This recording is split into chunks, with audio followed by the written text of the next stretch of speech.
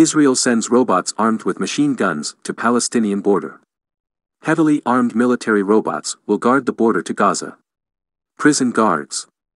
Palestine's Gaza Strip, thanks to the influence of Israel's military, has functionally become an open-air prison where residents' movements are heavily restricted and controlled.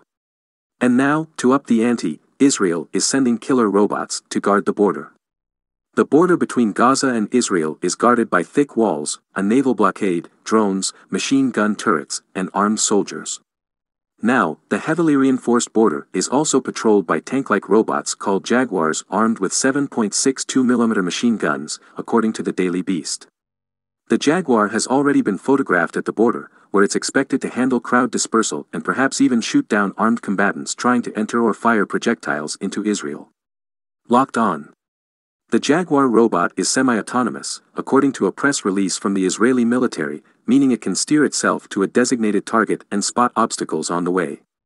But under most circumstances, a human operator will actually tell the robot to fire its machine gun, or, if it's compromised, to self-destruct.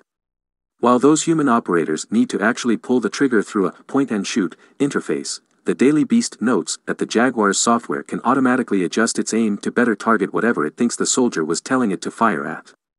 That little add-on, plus the fact that the Jaguar comes pre-programmed with the ability to fire autonomously in certain scenarios, likely to return fire, present an unsettling glimpse of a future where killer robots can select and terminate human targets all on their own.